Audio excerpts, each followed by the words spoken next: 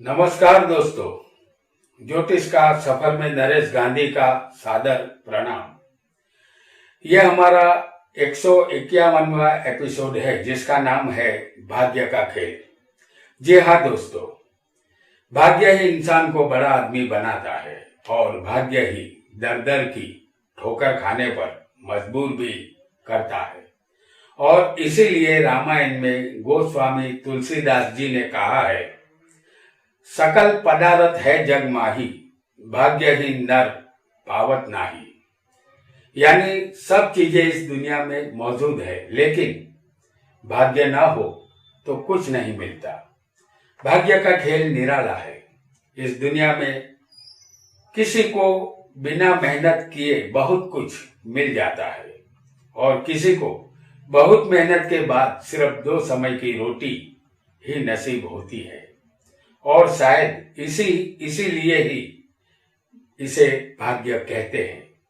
भाग्य बनता है हमारे अच्छे कर्मों से, चाहे वह कर्म इस जन्म के हो या पूर्व जन्म के। जो भाग्य में होगा वही मिलेगा। आज इस एपिसोड में हम कुछ ऐसे आसान योग आपको बताएंगे जिसे कुंडली में देखते ही आप तत्काल जान जाएंगे कि कुंडली का मालिक भाग्यशाली है या नहीं है। इन योगों को हमने कई कुंडलियों पर आजमाया है और बिल्कुल सही पाया है। आइए जानते हैं भाग्य के खेल को, जिसमें खिलाड़ी खुद जातक होता है। इस कुंडली में 9वां स्थान भाग्य का है और 11वां स्थान लाभ का है। यहां हम मिथुन लग्न की कुंडली बनाकर आपको दिखा रहे हैं। तो भाग्य में जो राशि आएगी वो मेष होगी, लाभ में जो राशि आएगी वो मेष होगी और भाग्य में जो राशि होगी वो कुंभ होगी।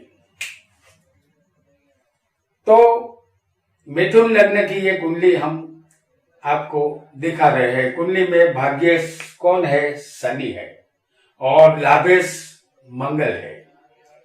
इन दोनों का परिवर्तन योग होगा, यानी शनि लाभ में और मंगल भाग्य में हो।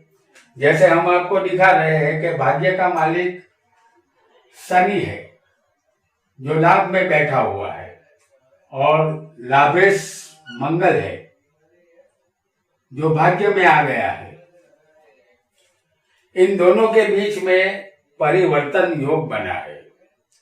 अगर ऐसा परिवर्तन योग होगा तो समझ लेना है कि जातक का भाग्य मजबूत है। ये परिवर्तन योग किसी भी कुंडली में बन सकता है। ऐसे योग वाला जातक भाग्यशाली होता है और भाग्य उसे हमेशा साथ देता है।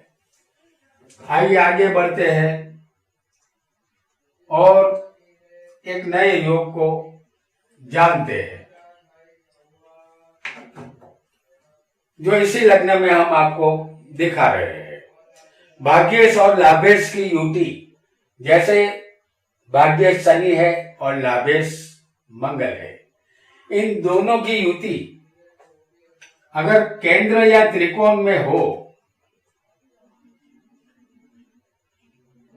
तब भी ये युति अच्छा फल देती है। जातक का भाग्य अवश्य चमकेगा। इसी लग्न में जैसे हम आपको दिखा रहे हैं, भाग्य शनि है और लाभेश मंगल है।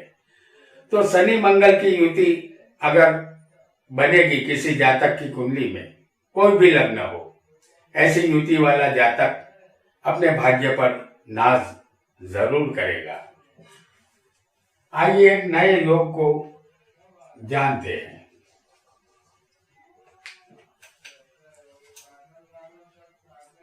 कोई भी लग्न हो, कोई भी 8 ग्रह 2-2 की जोड़ी बनाकर किसी भी स्थान में होंगे तो जातक का भाग्य उसे हमेशा साथ देगा। जैसे 9वें स्थान में हम दिखा रहे हैं आपको गुरु और शुक्र। ये 2 की जोड़ी मानी जाएगी। और 10वें हम दिखाएंगे आपको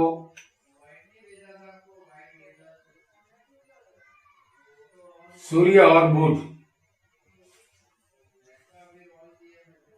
और लग्न में हम आपको दिखाने वाले हैं चंद्र और राहु को।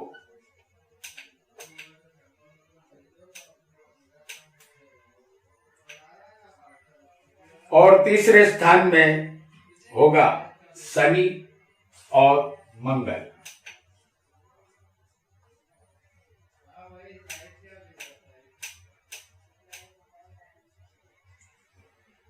अब राहु यहां है तो केतु यहां होगा।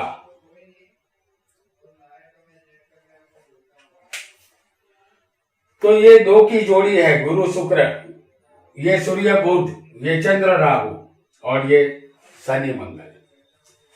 अगर ऐसी 2-2 की जोड़ी 4 जोड़ियां बनती है और कुल 8 ग्रह होंगे तो ऐसा योग जातक को बहुत ही भाग्यवान बनाता है। भाग्य उसे हमेशा साथ देता है। आइए एक नए योग को जानते हैं।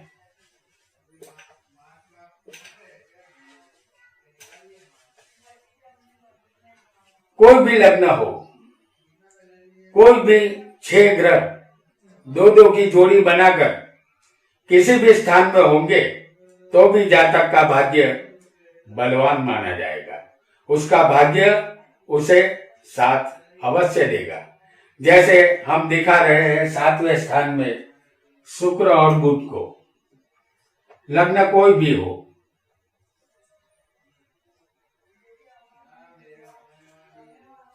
सातवें स्थान में शुक्र और बुध है और 9वें स्थान में हम आपको दिखाएंगे गुरु और चंद्र को। और 11 में होंगे शनि और मंगल।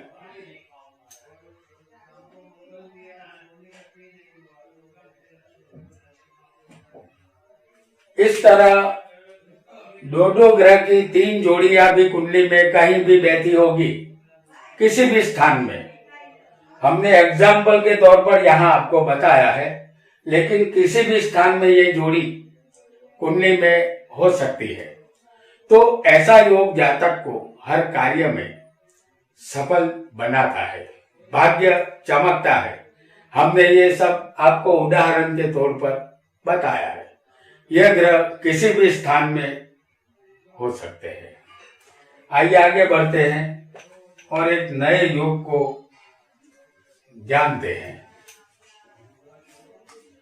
कोई भी लग्न हो, 4 शुभ ग्रह किसी भी स्थान में हो, उसे कोई पापी ग्रह देखता हो। जैसे 4थे स्थान में हम आपको दिखाएंगे, लग्न कोई भी हो, 4 ग्रह शुभ मौजूद होने चाहिए।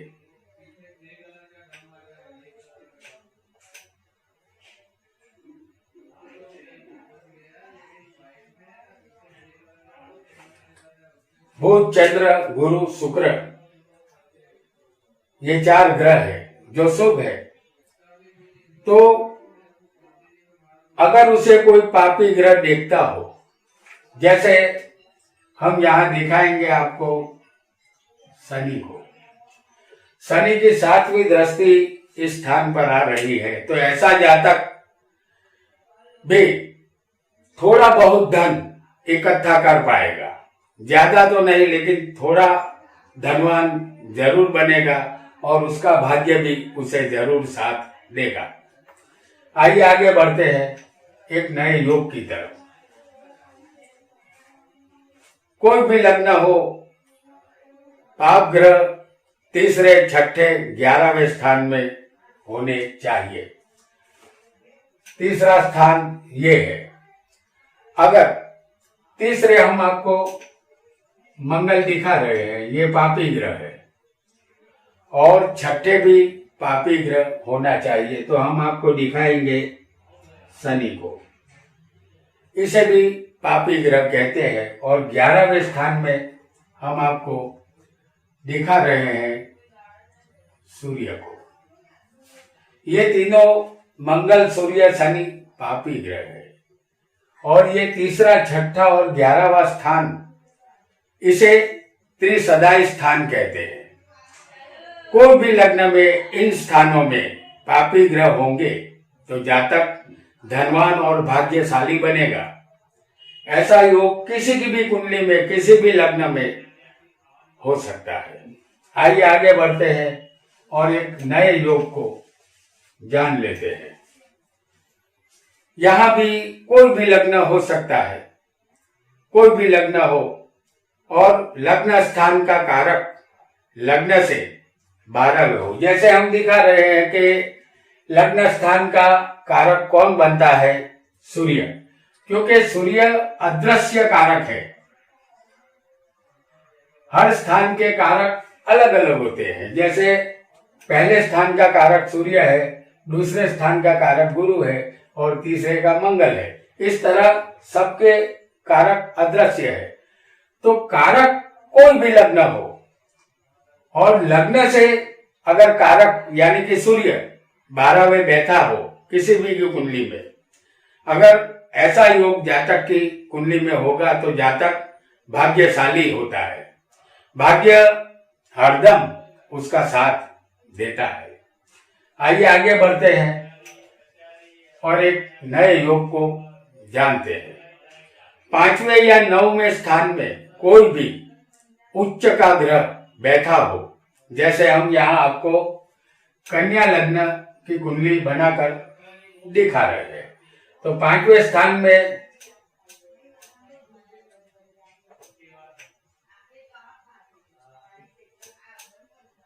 मकर राशि आएगी। तो मकर में मंगल उच्च का बनता है।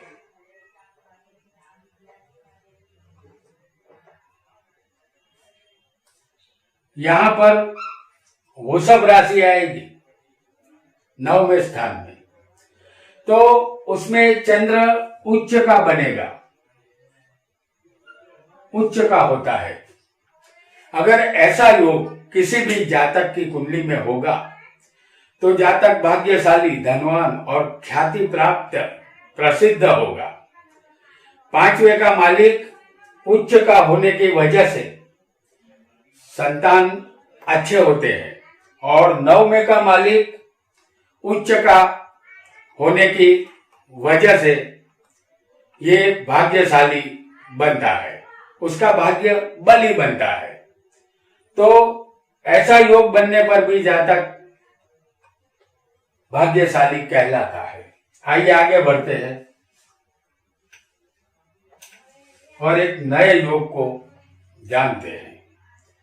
कोई भी लग्न हो, शुक्र और चंद्र लग्न से 12वें हो, जैसे हम आपको दिखा रहे हैं, लग्न कोई भी हो, लेकिन यहां पर 12वें स्थान में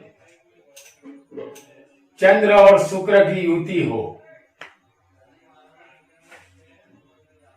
तो जातक पत्नी और माता के संबंध में भाग्यशाली होता है। पत्नी और माता का सुख उसे अचूक मिलता है, ऐसा मानना होगा, क्योंकि शुक्र जातक की पत्नी है और 12वां स्थान में शुक्र अच्छा माना गया है और चंद्र ये माता है और हमारा मन है। तो माता का सुख यहाँ पर मिलेगा, क्योंकि भाग्य से ये चौथा स्थान है और चौथा स्थान माता का होता है। परिणाम स्वरूप यह माता का सुख भी मिलता है। आइए आगे बढ़ते हैं और जानते हैं। कोई भी लग्न हो, 9वें स्थान का मालिक 7वें, जैसे लग्न यहां पर हम आपको दिखाएंगे, मेष लग्न, तो यहां पर जो राशि आएगी वो गुरु की होगी। अगर 9वें स्थान का मालिक यहां गुरु बना है तो ये गुरु 7वें स्थान में होगा और यहां पर जो राशि होगी वो तुला होगी। तो भाग्य का मालिक पत्नी के स्थान में चला गया है और पत्नी का मालिक कौन बनता है? शुक्र। इन दोनों के बीच में परिवर्तन योग बना है, क्योंकि पत्नी का मालिक अगर भाग्य में जाएगा तो जातक का पत्नी के द्वारा भाग्योदय होता है। जातक की शादी होते ही अच्छे दिन उसके आ जाते हैं।